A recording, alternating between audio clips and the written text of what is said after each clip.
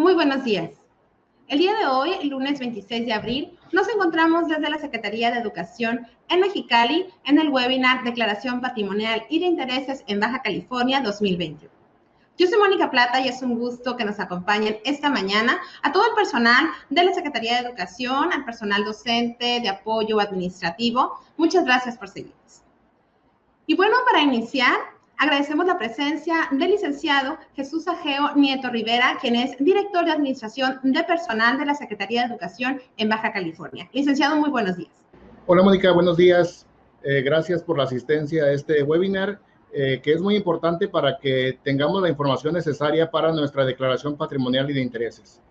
Es importante, Mónica, y todos los que nos acompañan, docentes y personal de apoyo a la educación, que tengamos en cuenta no esto como un a nuestro trabajo, sino algo muy importante para que demostremos una vez más que estamos haciendo todo nuestro trabajo con honestidad y con transparencia e integridad. Entonces, los invito a que pongamos más de la acostumbrada atención a esta información que nos van a compartir el día de hoy, porque vamos a conocer los fundamentos legales de por qué tenemos que presentar esta declaración patrimonial y de intereses. Vamos a conocer los aspectos de la Ley de Responsabilidades Administrativas, de tal forma que nos van a explicar muy puntualmente los tiempos para presentar nuestra declaración, todos los plazos, la información más importante que debemos estar presentando respecto a nuestros ingresos y también algo muy importante, las consecuencias que pudiéramos tener nosotros en caso de que no la presentáramos en tiempo informe. Por eso, pues los invito a todos a que estemos muy atentos. Muchas gracias, licenciado.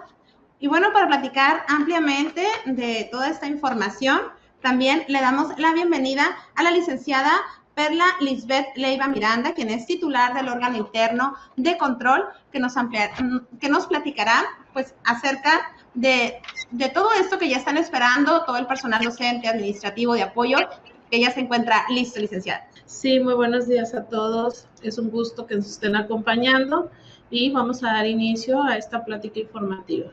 Adelante. Bien, iniciaremos, contestando la pregunta, ¿qué es la declaración de situación patrimonial y de intereses? La declaración de situación patrimonial y de intereses es un instrumento de rendición de cuentas previsto en la Ley de Responsabilidades Administrativas del Estado de Baja California, y es un instrumento mediante el cual el servidor público manifiesta su situación patrimonial y los intereses que en su caso pudiera suscitarse durante el desempeño de su trabajo. Aquí en esta declaración nosotros, los servidores públicos, proporcionamos información relativa a nuestros datos curriculares, datos del encargo actual, experiencia laboral, datos del cónyuge, bienes muebles, inmuebles, activos, pasivos, datos generales, entre otros, a través de los cuales se da a conocer el incremento del patrimonio del servidor público. Siguiente. ¿Cuál es el fundamento legal de la obligación de las personas servidoras públicas de presentar su declaración patrimonial e intereses? Bien, el artículo 91, párrafo cuarto de la Constitución Política del Estado Libre y Soberano de Baja California establece que los servidores públicos a que se refiere el presente artículo estarán obligados a presentar, bajo protesta de decir verdad, su declaración patrimonial, fiscal y de intereses ante las autoridades competentes y en los términos que determine la ley.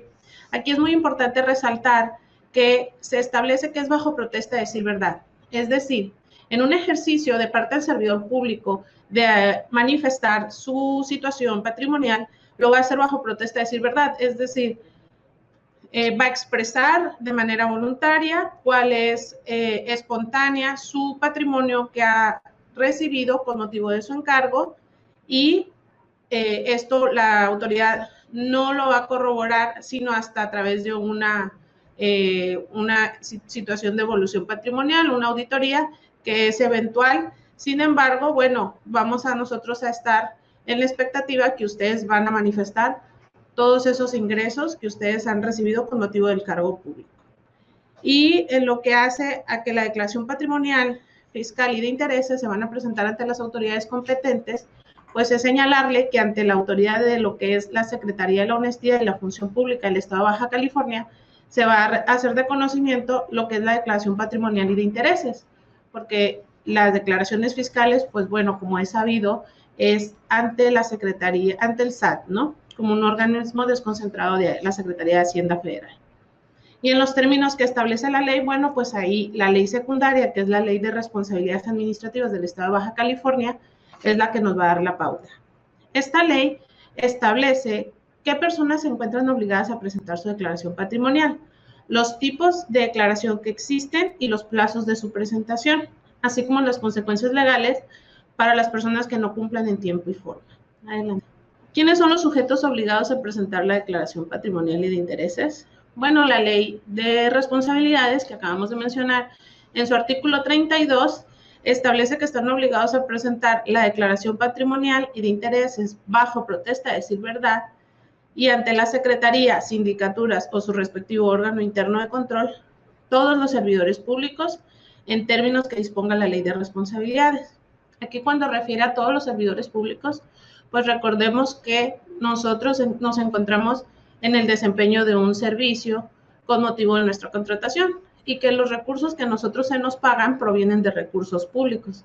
De ahí que todos, sin importar el tipo de contratación, es decir, si somos eventuales, si tenemos una plaza definitiva, si es un contrato de una plaza de confianza o si somos trabajadores de base. Lo importante es saber que en todas estas modalidades todos somos servidores públicos y todos estamos obligados a presentar la declaración patrimonial dentro del marco actual de la ley vigente. Adelante.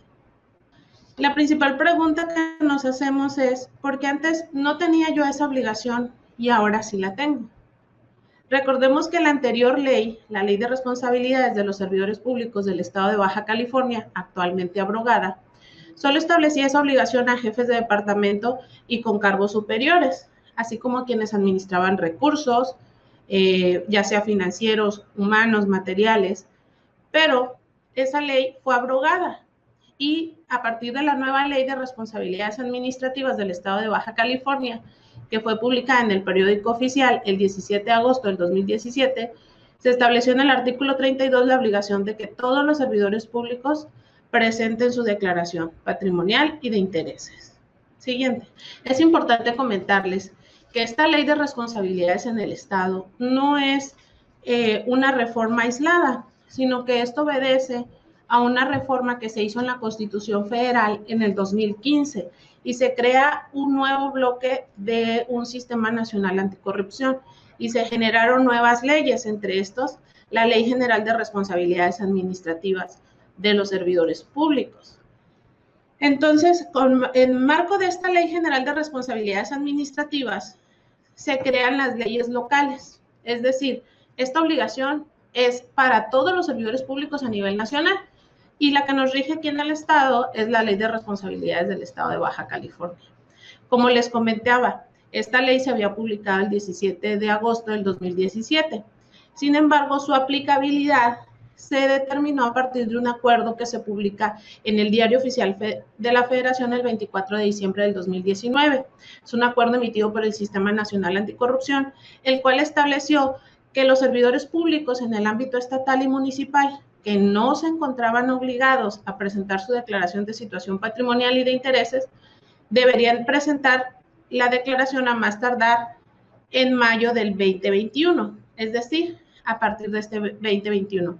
Si ustedes consultan este acuerdo, que es un poquito extenso, lo van a poder encontrar en sus artículos 3º y 4º, y establece que lo van a hacer en el periodo o en el tiempo que señala el artículo 33, fracción segunda de la Ley de Responsabilidades Administrativas de Baja California, que es la misma, en el mismo artículo en la Ley General. Y esto es a partir de mayo. Siguiente, por favor.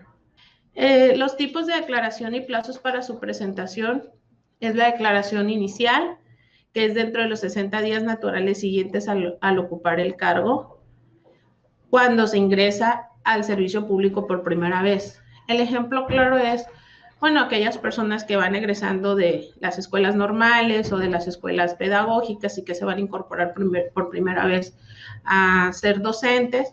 Bueno, en su primer ingreso ya van a presentar su declaración patrimonial dentro de los 60 días naturales. O bien, si nosotros causamos baja, pero regresamos otra vez, a la administración pública y su reingreso no excede el periodo de 60 días, pues ahí seguimos con la misma inicial y solamente damos un aviso. La declaración de modificación se presenta durante el mes de mayo de cada año y la conclusión se presenta una vez que nosotros concluyamos del cargo. Bien, igual dentro del mismo rango, que son 60 días naturales.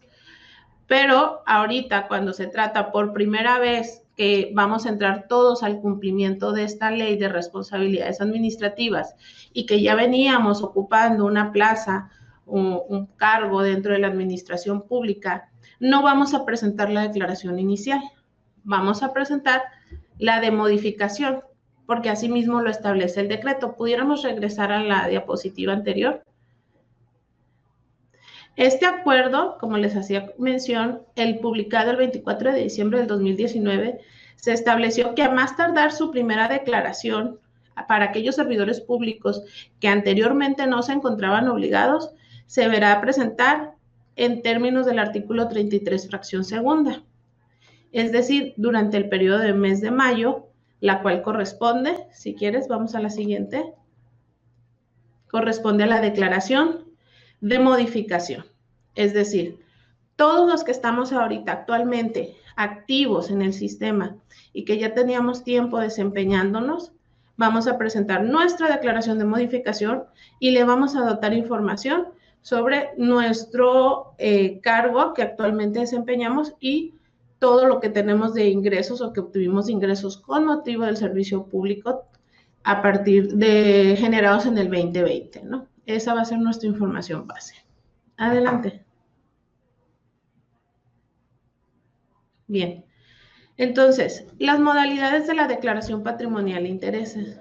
Hay dos tipos, una simplificada y una ampliada. La simplificada se prevé que va a presentar la mayoría de los servidores públicos del sistema, porque esta es para un puesto de menor a jefe de departamento u homólogo. Esto significa que todos los maestros, docentes, frente a grupo, administrativos, ¿sí?, y de apoyo que no desempeñen un cargo de jefatura de departamento homólogo van a presentar la declaración simplificada. Todos aquellos servidores públicos que ocupen un cargo de jefatura de departamento u homólogo hasta el nivel máximo jerárquicamente hablando, van a presentar la declaración ampliada. Adelante. Ok. Bueno, ¿quiénes van a presentar la declaración? Lo comentábamos. Jefe de departamento, homólogo, la simplificada, y contiene de 6 a 7 rubros. Son preguntas o son tópicos muy, muy específicos, muy sencillos que la mayoría pudiera tener presentes en su memoria. Y en el caso de la ampliada, pues sí es una declaración un poco más detallada que te piden 21 o 22 rubros dependiendo del caso. Y bueno, pues ahí sí vamos a tener que tener una mayor información más detallada respecto de nuestro patrimonio, de nuestras propiedades, de nuestros activos, nuestros pasivos, tarjetas, por ejemplo, los pasivos tarjetas de crédito, créditos en tiendas departamentales. Ahí sí es un poquito más detallada la información, pero como les comentaba, en el caso de ser maestro frente a grupo, administrativos y de apoyo es la simplificada y son de 6 a 7 rubros. Siguiente. Ok. En el caso de la declaración simplificada, ¿cuáles son los rubros? Nuestros datos generales, nuestro nombre completo, en el caso nuestro CURP, nuestro RFC, en el domicilio del declarante, pues nuestro domicilio, datos curriculares, bueno, de qué escuela egresamos, nuestro nivel máximo de estudios, datos de empleo, cargo, comisión, pues en dónde nos estamos desempeñando, si somos maestros frente a grupos, si somos administrativos, datos relativos a nuestra plaza, nuestra fecha de alta. En el caso de la experiencia laboral, nos va a pedir hasta nuestros últimos 5 cargos o trabajos que hemos tenido, ya sea en iniciativa pública o privada. Y pues, por ejemplo, aquellos compañeros que egresando en la normal se encontraron en la docencia, ingresando al sistema, bueno, pues nada más van a poner su plaza, la que está actualmente vigente. No es necesario poner sus actividades anteriores si no las han tenido, si egresaron directamente y empezaron a dar clases, bueno, pues nada más va a corresponder a esa experiencia. En los ingresos del declarante, bueno, van a ser nuestros ingresos como servidor público tenemos, así como otros que pudiéramos obtener. Y en el caso de, nos va a hacer una pregunta si nos desempeñamos como servidores públicos en el año inmediato anterior. Y eso sería todo en lo que hace a la declaración patrimonial y de intereses simplificada. La siguiente, por favor. Ahora sí, en lo que hace a la amplificada o la ampliada, que corresponde a jefes de departamento u homólogos, son 20 tantos rubros que habíamos dicho, 21, 22. En lo que hace a la situación patrimonial, van a ser los primeros 5 que habíamos mencionado, más los datos de nuestro cónyuge, concubina o pareja. Recordemos que el cónyuge es el concepto legal que se le da al esposo o a la esposa. La concubina, pues aquella persona con la que hemos vivido y nos hemos conducido como esposos, aunque no estemos casados, y pues nuestra pareja. Datos del dependiente económico, bueno, pues si nosotros nos hacemos cargo de nuestros papás, de nuestros hijos, algún familiar, un hermano que tenga alguna situación de discapacidad, pues bueno, entonces si son nuestros dependientes económicos, vamos a proporcionar esos datos. En el caso de los ingresos netos del declarante, pues lo que es toda nuestra percepción económica, todos los recursos que nosotros recibimos, ya sea incluso por el servicio público o por otras actividades que nosotros pudiéramos hacer en el desarrollo de nuestra profesión o incluso actividades comerciales que pudiéramos tener. También vamos a hacer referencia a bienes inmuebles, es decir, todos aquellos bienes inmuebles son edificios, casas que son de nuestra propiedad, nuestra casa, con independencia de que la estemos pagando por un crédito Fonavit o un crédito Foviste. La realidad es que cuando nosotros elevamos ese contrato de compraventa, tenemos el gravamen de la hipoteca, pero esa casa ya es de nosotros y la tenemos que declarar, aunque la estemos pagando, ya sea un crédito también bancario, sucede lo mismo. Igual los terrenos que aunque no sean casa, que son los lotes que están a nuestro nombre, también los vamos a declarar, o incluso los edificios comerciales que pudiéramos tener. En el caso de vehículos, igual, los vehículos que nosotros poseemos, el de nosotros, el de nuestra esposa, el de nuestro esposo, el de nuestros hijos, que también, bueno, habrá compañeros que tienen hijos mayores de edad, pero todavía son sus dependientes económicos porque están estudiando y tienen un vehículo, también lo vamos a declarar. Bienes muebles, bueno, pues en el caso de los bienes muebles, nos establecen un tope de unas UMAS que más o menos son alrededor de 100,000 pesos y generalmente eso entra el menaje de casa, es decir, todo lo que vale nuestro menaje de casa, nuestro comedor, nuestra estufa, nuestro refrigerador, nuestra pantalla de plasma. Incluso también hay personas que pueden tener joyas que en su valor puedan exceder esta cantidad, también las declaramos, obras de arte, etcétera. En el caso de inversiones de cuentas bancarias y otro tipo de valores y activos, bueno, igual nosotros tendremos que tener a la mano nuestra información relativa a nuestras cuentas bancarias, las que tengamos en México o las que tengamos en Estados Unidos, porque nosotros que vivimos en frontera es muy común que haya familiares, incluso si, por ejemplo, nuestra mamá está con nosotros porque es dependiente económico y nuestra mamá tiene una cuenta en algún banco de California, bueno, también lo declaramos, ¿no? Porque es nuestra dependiente económica y todas nuestras cuentas, ya sea la de nómina, la de ahorro que tengamos, todas nuestras cuentas las vamos a declarar. En el caso de los valores o activos, pues también hay personas que tienen estas acciones anteriormente de Telmex o de alguna otra empresa que pudiéramos tener, o algún tipo de bono, pues también los declaramos. En el caso de los activos o pasivos, pues ahí en este concepto entran nuestras tarjetas de crédito, nuestras tarjetas departamentales de tiendas de ropa o de electrodomésticos que tenemos aquí en el país y que nos ofrecen. Esas también pueden ser nuestros pasivos. Los créditos que podamos pedir a través de financieras con descuento vía nómina, también señalamos esos adeudos o pasivos. Por ejemplo, pudiéramos también tener en pasivos, principalmente esas, ¿no? Son tarjetas y créditos en tiendas departamentales. En el caso de préstamos o comodatos de terceros, es aquella figura jurídica a través de la cual no somos propietarios de un bien, pero sí las tenemos en uso. ¿Qué caso pudiera ser ese? Por ejemplo, el caso de un contador que es maestro, que tiene horas en secundaria y que también da clases a lo mejor en alguna preparatoria y que además es el contador de una empresa. Y esa empresa, para realizar esas funciones que le lleva la contabilidad, puede que le entregue un vehículo en comodato, es decir, para que lo use. Y a través de un contrato de comodato, este contador, que además también es maestro, lo utiliza para actividades propias con esa empresa. Entonces, ese vehículo también lo va a declarar como un préstamo o un comodato. O, por ejemplo, también podemos tener el caso que estamos en una ciudad, que nos acaban de invitar a trabajar o recibimos unas plazas, por ejemplo, los maestros que tienen también mucha movilidad, y resulta que nos vamos, para llegar a una plaza mayor, una de dirección, y nos mandan a Tijuana, y tenemos un familiar que vive en Tijuana.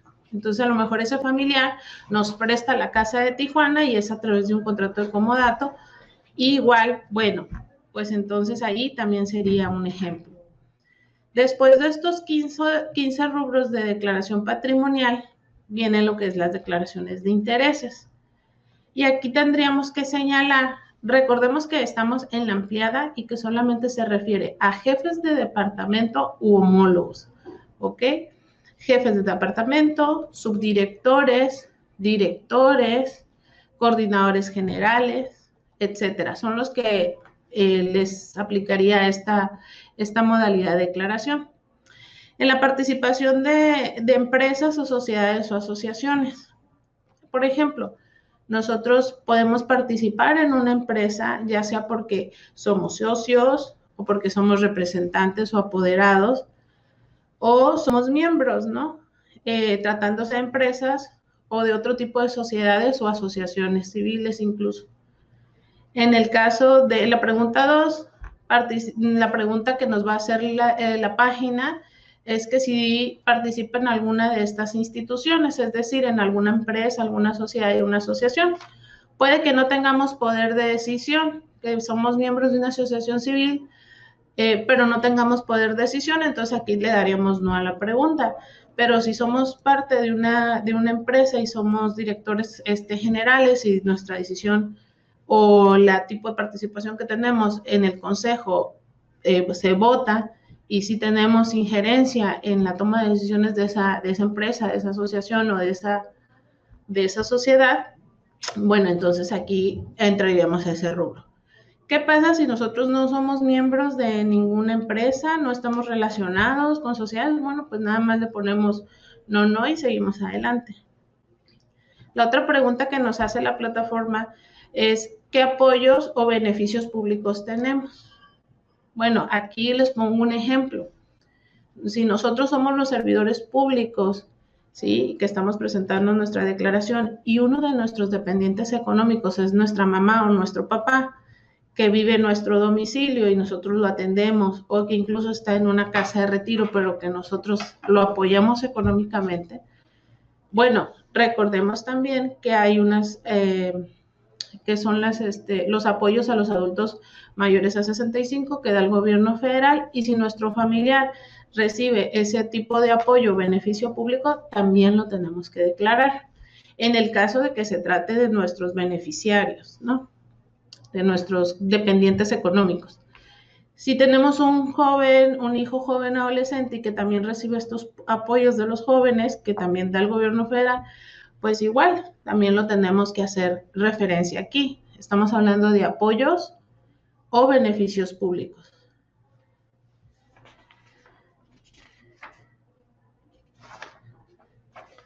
En el caso de la pregunta 4, sobre la representación, vamos a hacer referencia, sí, a todos los datos de representación de la pareja o dependiente económico, ya sea de propios de la pareja, tipo de representación, si somos representantes o representados, nombre de la razón social, monto neto si nosotros recibimos una remuneración por esa representación legal y pues bueno, nos piden dónde se ubica, ¿no? Si es en el estado, si es en México, en el extranjero. Y en su caso, bueno, cuando se trata de alguna empresa, que tenemos también hacer referencia a qué tipo de sector productivo pertenece, si es agricultura, si es algún, por ejemplo, medios masivos de comunicación, algún servicio de salud. Bueno, pues ahí vamos a proporcionar toda esta información. Esta información va a datar de los últimos 2 años, igual que en el tema de los apoyos económicos. En lo que hace a clientes principales, pues los clientes principales de las empresas, sociedades o asociaciones a las cuales nosotros tenemos pertenencia, igualmente en los últimos 2 años, ¿no? Tenemos que dar los datos de nuestros clientes, como es el razón social, incluso el RFC, si es una persona física o si es una persona moral, y más o menos el monto aproximado del beneficio o de la ganancia mensual que se obtiene de este cliente. Esto, bueno, pues esto resulta aplicable para aquellas personas que tienen tratos directos con, o que tienen una injerencia en una empresa, ¿no? Pero si no es así, bueno, no hay necesidad de declararlo. Recordemos que en la ampliada o simplificada siempre tenemos que tener en mente lo que hace a nuestra pareja, nuestro cónyuge, a lo que hace a nuestros beneficiarios, ¿ok? Y si estos beneficiarios o nuestra pareja sí tiene un negocio que está constituido y podemos ahí estar en una situación que se nos pudiera dar un conflicto de intereses, pues bueno, lo tenemos que hacer mención en esta declaración. En lo que hace a los beneficios privados, pues por ejemplo aquí, el clásico ejemplo es cuando obtenemos un sorteo privado, ¿no? Por ejemplo, en el caso de obtuvimos un patrimonio, ya sea un vehículo, una casa, porque participamos en un sorteo de la UABC o de alguna otra institución educativa y obtuvimos el beneficio de un bien mueble o inmueble dentro de los últimos 2 años anteriores, bueno, pues también aquí lo hacemos referencia. Puede ser incluso no solamente en un sorteo, sino también en un concurso que hayamos participado en alguna ponencia y que nuestra ponencia haya sido resultado ganadora de los primeros lugares y que como motivo de ello recibimos un ingreso de unos 100,000 pesos, pues bueno, ahí los hacemos, lo declaramos y si fue en efectivo o en especie. Y finalmente, si participamos en algún fideicomiso, ¿no? Que es una figura legal un poquito ya más compleja. Y si nosotros pertenecemos a un fideicomiso de nuestro cónyuge, bueno, pues también aquí vamos a precisar los datos. Si la participación en el fideicomiso es de nosotros, o de nuestra pareja, o de nuestra dependiente económico, qué tipo de fideicomiso es, si es un fideicomiso público o un fideicomiso privado, ¿ok? Y qué tipo de participación tenemos. Si somos un fiduciario, si pertenecemos al comité técnico, o si somos fideicomitente, etcétera. La siguiente, por favor. ¿Cuáles son las recomendaciones para presentar nuestra declaración patrimonial? Bueno, les recomendamos tener a su mano un CURP validado, su RFC actualizado, su acta de matrimonio, su currículum vitae, su recibo de nómina, sus escrituras públicas, las facturas de sus vehículos y bienes muebles, contratos y estados de cuenta, inversiones y otro tipo de valores. Aquí en este tipo de los contratos o los estados de cuenta, yo les sugiero tener a la mano su estado de cuenta del mes de diciembre para que ustedes vean cómo cerraron sus ingresos al 31 de diciembre. Porque recordemos que la declaración que vamos a presentar son respecto a los ingresos que tuvimos en el mes de mayo. ¿Okay? La novena recomendación es tener a la mano los contratos y estados de cuenta de gravámenes y adeudos. Por ejemplo, los estados de cuenta de nuestra tarjeta de crédito para ver cuál es el saldo que teníamos al cierre del ejercicio. O, por ejemplo, en el caso de que nuestra casa la estemos pagando con crédito Foviste, Infonavit, bueno, ver cómo cerramos al año, cuánto avanzamos y cuánto es lo que nos quedó pendiente de liquidar. Bueno, ahí está toda esa información, ahí viene nuestro estado de cuenta con la que podamos trabajar y poder capturar en el sistema. Comprobante de percepción de sueldos y de otro tipo de ingresos. Por ejemplo, si nosotros somos igual, no voy a poner el ejemplo de los contadores, pero voy a poner otro ejemplo de un compañero que es docente, que además de dar clases, tiene otras, da clases particulares de música, por ejemplo, y cobra y factura en una escuela privada de música. Bueno, pues todos los ingresos que él recibió, más los ingresos de la plaza que le corresponde del sistema, y así ya va a ser un cúmulo de todos sus ingresos. Con la finalidad de facilitar esta tarea, la Dirección de Administración de Personal nos va a hacer la publicación de un tabulador de las plazas que hay aquí en lo que hace la Secretaría de Educación, para que ustedes puedan buscarse en la plaza y ver cuál es su ingreso anual. En el caso de los compañeros maestros o administrativos, que su plaza se paga a través del Fondo de Aportaciones FONE, pues recordemos que podemos accesar a nuestro portal de Mi FONE y ahí podemos bajar todos nuestros recibos de ingresos del año anterior, ¿ok? ¿Qué también debemos de tener a la mano? Pues actas constitutivas u otro documento que se encuentre relacionado con el patrimonio del servidor público. Por ejemplo, la acta constitutiva de la empresa que seamos parte, si aplica, ¿no? En la ampliada. Adelante. Recordemos que estos requisitos son en total para la ampliada, pero para la simplificada son 5 o 6 rubros. A lo mejor por ahí pudiéramos no recordar muy bien la fecha de que nosotros egresamos de la universidad, pues ver la fecha de nuestro título, buscarlo, tenerlo en la mano, a lo mejor para eso sí sería para la simplificada, o la fecha desde cuando ingresamos. Pero de ahí en fuera, la ampliada sí es la que nos lleva más requisitos a documentarnos para tenerlos todos a la mano y que cuando hagamos nuestra declaración patrimonial en línea, bueno, pues podamos tener toda la información a la mano. Ahora bien, la autoridad ante la que se debe presentar la declaración patrimonial y de intereses. Si es una plaza o un servidor público de la Federación, lo debe hacer ante la Secretaría de la Función Pública, a través de la página de la Secretaría de Declaranet, que ninguno de nosotros, ahorita la plática que está dirigida al servicio educativo, no somos ninguno, somos federales. En el ámbito estatal se debe presentar ante la Secretaría de la Honestidad y la Función Pública a través de nuestra plataforma Declaranet. Y los empleados del municipio deben presentar su declaración ante las sindicaturas municipales. Me permito hacer aquí una aclaración. Hay maestros aquí en lo que es ISEP que su nómina se paga con FONE. El FONE es un recurso federal, pero nosotros no somos empleados federales.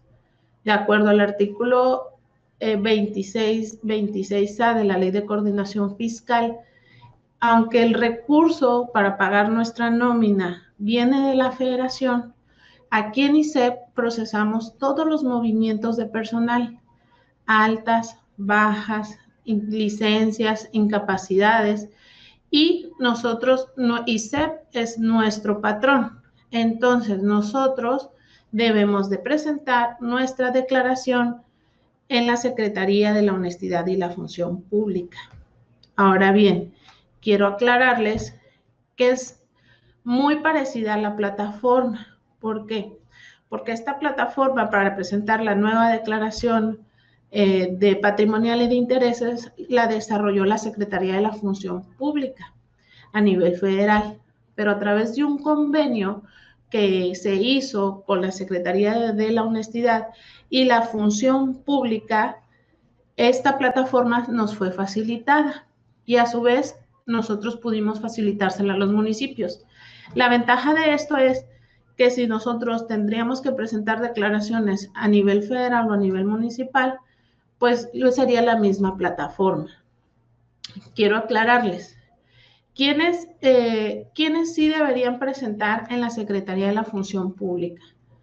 Por ejemplo, a nivel federal hablando, todos aquellos trabajadores que son del Instituto Tecnológico de Mexicali o que pertenecen a los subsistemas federales, que son los CEBATIS, DGETIS, los de SECMAR se llaman, me parece. Entonces, todos estos maestros sí son federales y ellos deberán presentar su declaración ante la Secretaría de la Función Pública. Para ellos se les venció el plazo el año pasado. Por eso todo lo que es el sector educativo empezamos a escuchar acerca de la declaración patrimonial, pero no era nuestro tiempo. Aquí en el estado empezamos con esta obligación activa a partir de este mes de mayo. Nosotros ahorita nos encontramos en la última semana de abril. Es decir, a partir de la próxima semana se actualiza esta obligación en términos del acuerdo que les comentaba. ¿Ok? Entonces, en el estado, todos vamos a presentar en la plataforma de la Declaranet que van a encontrar y se va a difundir la liga web a través de, pudieron ustedes consultar la plataforma o la liga de la Secretaría de la Honestidad y la Función Pública en el apartado de declaración patrimonial, o en su caso, la Secretaría de Educación va a elaborar un apartado para hacerles llegar y donde van a poder consultar este webinar, más aparte los tutoriales paso a paso, ¿sí? Y las demás preguntas que ustedes nos hagan llegar. En lo que hace al ámbito municipal, aclaro, porque ahí tenemos maestros que a lo mejor van a ocupar, tienen una plaza en ISEP o en la Secretaría de Educación y además tienen plazas en el municipio de Tijuana, que tiene también escuelas a nivel municipal. Entonces, a lo que hace a esas plazas, ustedes tendrán que realizar su declaración patrimonial ante la Sindicatura Municipal de Tijuana. ¿Ok? Aclarado lo anterior, si tenemos plazas en la Secretaría de Educación y en ISEP, aunque nuestro pago sea a través de FONE, presentamos nuestras declaraciones en la Secretaría de la Honestidad y la Función Pública. Siguiente. Finalmente, ¿cuáles son las consecuencias de no presentar la declaración patrimonial y de intereses? Recordemos que esta, como les comentaba al principio de esta presentación, esta obligación se encuentra prevista en la Ley de Responsabilidades y en la Constitución. Hay un principio de derecho muy común que ustedes seguramente han escuchado, de que el desconocimiento de la ley no nos exime de su cumplimiento. Es decir, esta es una obligación que ya está en ley, que fue publicada, que ya causa efecto en todos los servidores públicos y que se puede aplicar de manera, a través de medios que la misma ley nos establece. Entonces, ya estando la ley en vigente y a partir de este acuerdo es que nosotros, a partir de este mayo, ya es exigible. Supongamos que hay compañeros que no tienen conocimiento de esta difusión que estamos haciendo a través del webinar y de los demás medios de comunicación y que se omite la presentación de la declaración patrimonial. Bien, entonces cuando existe una omisión sin causa justificada para presentarla, se va a un inicio de investigación. Lo que hacemos nosotros en el órgano interno de control se va a requerir por oficio, por escrito al servidor público y se le va a determinar un plazo de cumplimiento. Si a los 30 días de haber sido requerido no ha cumplido con su declaración, en el caso de la inicial y de la modificación, se dejan sin efectos el contrato. Y si fue una omisión por parte de la declaración de conclusión, es decir, que concluyó su encargo, ya se jubiló, ya no va a estar en el servicio, bueno, pero omite presentar su declaración patrimonial de conclusión, se le puede inhabilitar de 3 meses a 1 año, previo procedimiento legal. ¿Esto qué implica? Bueno, pues que luego muchas veces, cuando ya nos jubilamos, seguimos con la fortaleza, con las ganas de seguir desempeñándonos como servidores públicos, a lo mejor en otra dependencia, en otro sistema, y resulta que no vamos a poder colaborar. ¿Por qué? Porque vamos a estar inhabilitados. Adelante.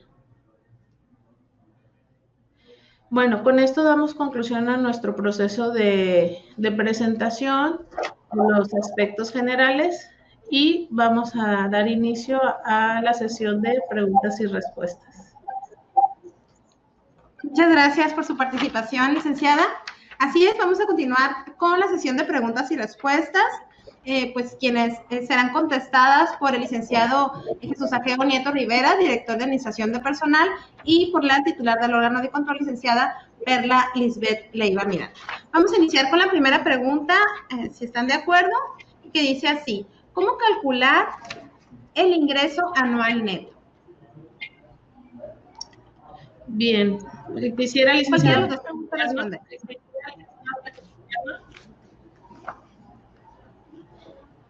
Bien, gracias, Mónica. Sí, respecto a esta pregunta, aunque ya fue tocado el tema ahí durante la presentación por la licenciada Perla Leiva, vamos a ahondar un poquito. No hay que estresarnos en el tema de cómo vamos a calcular nuestros ingresos. Bien, sé que los docentes son un gremio muy ordenadito con sus talones, entonces sé que tienen todos los comprobantes. Sin embargo, nada más es cuestión de a todos los ingresos que tienen, por concepto de sueldos, compensación, bono, aguinaldo, primas vacacionales, el 22%, y todos los conceptos de ingreso que vienen en su talón, restarle el monto del impuesto sobre la renta. Esto nos va a dar el monto de la remuneración neta, que es el dato que nos estarán solicitando durante la declaración. Sin embargo, si aún así tenemos dudas respecto a nuestro ingreso, debo comentarles que vamos a publicar unos tabuladores de acuerdo a la categoría que tiene cada docente o cada personal de apoyo a la educación, para que los tengan como referencia y puedan saber cuál es el dato que deberán registrar. Pero básicamente es eso, es el ingreso anual neto, que son todos sus ingresos, solo restando el impuesto sobre la renta. Así es, muy bien, licenciado, muchas gracias. Pasamos entonces a la siguiente pregunta. ¿Cómo deben declarar los maestros que tengan más de una plaza? Bien, en el caso de los maestros que tengan más de una plaza, por ejemplo, sucede mucho en el caso de los maestros de secundaria, en la misma declaración se ingresa y se notifica una plaza, ¿no? Y ahí en otros ingresos hacemos señalar, bueno, las otras plazas las detallamos. Es decir, sí se van a especificar todas las plazas, pero vamos a ingresar con la que sea de mayor carga horaria o mayor antigüedad, ¿no? Es importante señalar que, por ejemplo, hay maestros que dan clases en escuelas públicas incluso, pero que sus contrataciones son eventuales. Entonces, ahí la sugerencia, la recomendación es que lo hagan como la principal, declaren la plaza principal, la que tiene la que tiene estabilidad, es decir, donde ya tienen su base, y en las otras plazas van a ser adicionales. Es importante que deben declarar el ingreso anual por cada clave, ¿ok? Y ahí hay un apartado dentro del sistema que te da aclaraciones y observaciones, y pudiéramos también señalar que dichas plazas no presentan incompatibilidad de horarios. Muchas gracias, licenciada. Bien, pues pasamos entonces a la siguiente pregunta que nos hacen por parte de los participantes. ¿Cómo debo declarar si tengo más de una plaza vigente en 2 entidades o dependencias del gobierno del Estado? Cualquiera que guste participar. Sí, sí, gracias, Mónica. Aquí es importante que tengamos muy clara la referencia que se trate de 2 plazas que estén dentro del gobierno del Estado, ya sea en cualquiera de sus dependencias. Si tenemos una plaza, ya digamos que en la UTT y otra en ISEP, que son dependencias de gobierno del Estado, debemos hacer una sola declaración patrimonial. En esa declaración patrimonial vamos a manifestar todos los ingresos que obtenemos por ambos trabajos que tenemos de manera individual. Es el ingreso por la plaza 1 y posteriormente agregamos el impuesto por la el ingreso por la plaza 2. Y es bien importante que en el tema de aclaraciones también hagamos la manifestación que dichas plazas no representan incompatibilidad de horario para nuestras funciones. Y como les comento, en esto deberemos presentar nuestra declaración ante nuestro órgano de fiscalización, pero una sola declaración.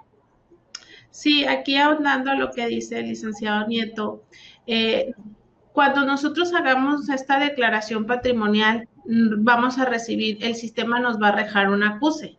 Ese acuse lo podemos presentar en ambos órganos internos de control, es decir, en nuestra dependencia de OCOBACH y en ISEP, para que así tengamos conocimiento los órganos internos que ya presentaron la declaración. En el caso, pues ustedes van a señalar, van a hacer su declaración respecto a una de las plazas, por ejemplo, en la que tienen mayor carga horaria, pudiera ser la de ISEP porque son maestros con 40 horas y las otras trabajos o las otras plazas que tienen son pequeñas, son de horas, ¿no? Entonces lo hacen en ISEP, presentan su acuse en ISEP, pero también van a la otra entidad del Estado, ¿no? ¿Cuáles son? Se la señalo, es CITE, COBACH, UPBC, UTT, CONALEP también entra aquí del Estado. Entonces, si nos desempeñamos en cualquiera de esas entidades, bueno, pues también vamos a declarar, ¿no?, nuestra parte. Adelante. Muy bien, muchas gracias. Y bueno, pasamos a la siguiente pregunta que es muy similar a la anterior. Dice, ¿qué pasa si laboro en dependencias o entidades de distinto orden de gobierno? Bien, me permito realizar la aclaración. Recordemos que nosotros, donde se genera más confusión es en los empleados de ISEP, porque su nómina se paga con recurso FONE, que es un fondo de aportaciones federal. Entonces, sin embargo, aunque el recurso sea FONE, ISEP es su patrón y tendrán que cumplir con la obligación de declarar en la plataforma del Estado. Y si tiene otra plaza en un CEBATIS, que es un federal o un CETIS, tendrán que presentar su declaración en ese orden de gobierno, es decir, en la federación. Por ejemplo, también cuando tenemos en la Secretaría de Educación y en el Instituto Tecnológico de Mexicali o de Tijuana, también es una plaza en el Estado y una plaza federal, en ambos tienen que cumplir. Y si tenemos una plaza en cualquiera de los de entidades del Estado, como pudiera ser la UTT, o ISEP, o CE, y aparte tenemos otra plaza en el Ayuntamiento de Tijuana, pues también tendrán que rendir su declaración en la Sindicatura Municipal de Tijuana. En estos casos deben presentar la declaración por cada plaza que corresponde según el nivel de gobierno y llevar pues sus acuses a cada uno, ya sea Sindicatura Municipal o a los órganos internos de control. Y también pues tendríamos que señalar que no hay incompatibilidad de horarios. Muy bien, muchas gracias, licenciada. Pasamos entonces a la siguiente pregunta. Dice, si estoy contratado bajo la modalidad de ingresos asimilables a salarios por honorarios, ¿debo presentar declaración patrimonial y de intereses? Sí, Mónica, aquí definitivamente la respuesta es contundente, sí. Cualquier persona que esté contratado por honorarios, profesionales o asimilados deberá presentar su declaración patrimonial de intereses, ya que recordemos que el recurso sale pues del fondo de gobierno. de tal manera que en conformidad con el artículo 91 de la Constitución Política, toda la persona que desempeñe un empleo, cargo o comisión de cualquier naturaleza dentro de la administración pública estatal o municipal están obligados a presentar esta declaración bajo protesta de decir verdad. Entonces, la respuesta contundente es sí, en el caso de ingresos asimilables o asalariados o por honorarios. Muchas gracias. Bien, la siguiente pregunta. Si mi plaza es de maestro frente a grupo o de operativo, pero actualmente me desempeño como encargado de despacho en un cargo de jefe de departamento u homólogo o superior, ¿qué modalidad de declaración patrimonial debo presentar? ¿Simple o ampliada? Sí, mira, aquí la situación es clara, son supuestos. Hay quienes están contratados por honorarios, sí deben presentar bueno, ¿sabes qué? El slide quedó en la anterior. Sí, sí. Ok. Igual, no es la siguiente, de hecho. Vamos a la 6, por favor. Es la pregunta número 6. Sí, así es. Sí, mira, aquí hay diversos supuestos. Si como resultado de mi encargo solicité licencia, por ejemplo, soy maestro docente, pero resulta que me ofrecieron una jefatura de departamento o una dirección, yo solicité licencia en mis plazas de docente y me voy a ocupar ese cargo administrativo y mi remuneración corresponde a jefe de departamento o a director jefe de departamento de nivel o a director, bueno, sí se va a presentar su declaración ampliada, ¿ok? ¿Por qué? Porque estamos ocupando el cargo en el que actualmente nos desempeñamos como jefe de departamento o director. Pero si yo funjo como encargado de despacho sin contar con el nombramiento definitivo y mis percepciones sigue siendo la de docente o la de operativo, pues en este caso la modalidad que debemos presentar es la simple. Bien, muchas gracias, licenciada. Pasamos entonces a la siguiente pregunta. ¿Cómo deben presentar su declaración de situación patrimonial de intereses los maestros interinos? Bien, aquí sí es un poquito, Mónica, un poco compleja la respuesta para los maestros que cubren interinatos. Recordemos que es muy fluctuante los periodos en los que cubren de acuerdo al tipo de interinato que están cubriendo. Entonces, estos yo creo que sí vamos a tener que irlos manejando de manera individual, pero vamos a tratar de dar algunas consideraciones generales para esta pregunta que nos presentaron. Primero, si para el 1 de mayo tenemos maestros cubriendo interinatos activos, están obligados a presentar su declaración de modificación patrimonial a partir de esa fecha, ¿sí? Aun cuando los interinatos cubiertos del 2020 de estos maestros todavía no estén pagados o estén en proceso de, si están activos el 1 de mayo, deberán presentar su declaración de modificación. Ahora bien, aquellos docentes que estuvieron cubriendo interinatos durante el 2020, pero que actualmente a la fecha del 1 de mayo no vayan a estar activos, no van a presentar declaración patrimonial. Aquí vamos a los que estén activos el 1 de mayo. Ahora, si en algún momento dado algún maestro que cubre interinatos se activa posterior al 1 de mayo, deberá presentar su declaración de inicio, ¿sí? Porque, como vimos, no estaba obligado a la declaración de modificación, pero al no estar activo y activarse posterior al 1 de mayo, deberá presentar su declaración de inicio. Ahora, también es importante señalar que si entre la fecha de término de un interinato y el inicio de otro pasan más de 60 días naturales, deberá estar obligado a presentar dos declaraciones patrimoniales. Uno, la declaración de conclusión en el primer interinato y la declaración de inicio al iniciar un segundo interinato, ¿sí? Como les comentaba, esto es un poquito complejo, pero vamos dándole un cierto orden desde ahorita. Cualquier maestro interino que esté activo en un interinato al 1 de mayo deberá presentar invariablemente su declaración patrimonial durante este ejercicio que iniciaremos el 1 de mayo. Ya los puntos finos de cuándo terminó un interinato, cuándo terminó el otro, a lo mejor son temas que vamos a ir viendo en lo individual. Pero ahorita quedémonos con esa noción. Interinos activos el 1 de mayo deben presentar su declaración.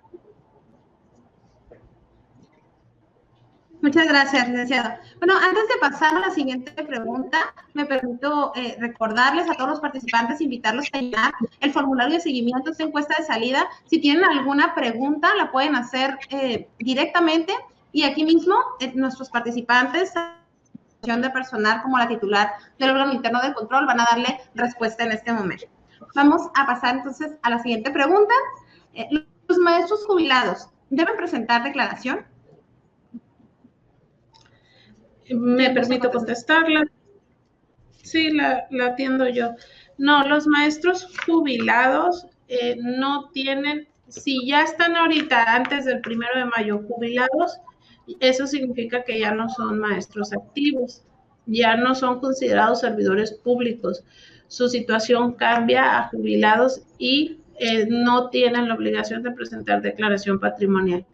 Reitero, si los maestros ya se encuentran formalmente jubilados antes del 1 de mayo, no presentan esta declaración de modificación que vamos a presentar todos los que estamos activos en mayo, ellos no la van a presentar.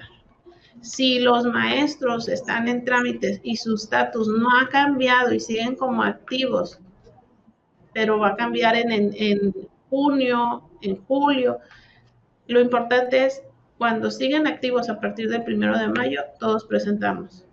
Si antes del 1 de mayo ellos cambian de estatus de activos a jubilados, no presentan declaración. Muchas gracias. Pasamos a la siguiente pregunta y nuevamente les recordamos que estas preguntas son las que nos están llegando en este momento a través de esta encuesta de salida. Todos los participantes pueden llenarla en este momento, hacerlas directamente. Siguiente pregunta por parte de uno de los participantes. Tengo una plaza, pero desempeño funciones de otra plaza. ¿Qué tipo de declaración debo presentar? Bien, Mónica, aquí me permito responder. Aquí es bien importante el estatus que tenga dentro del sistema. Primero, dice que tiene una plaza, pero desempeña funciones de otra. Yo me quiero imaginar que el sentido de la pregunta es, ¿sabes qué? Yo soy docente, sin embargo, estoy cumpliendo funciones administrativas. Entonces, aquí debemos partir. Si la persona pidió una licencia y se fue a desempeñar la función administrativa, deberá presentar la declaración patrimonial ampliada, ¿sí? De acuerdo a las funciones que está desempeñando. Ahora, si la persona tiene una plaza, pero está como encargado de despacho o está temporalmente sin un nombramiento como tal, cumpliendo con otras funciones de manera temporal, entonces deberá pegarse a su plaza docente y su declaración deberá ser simplificada. Aquí es bien importante ver el estatus. Si hay licencia, tiene que pasarse al tabulador que vamos nosotros a publicar de homologados y ahí determinará si es ampliada.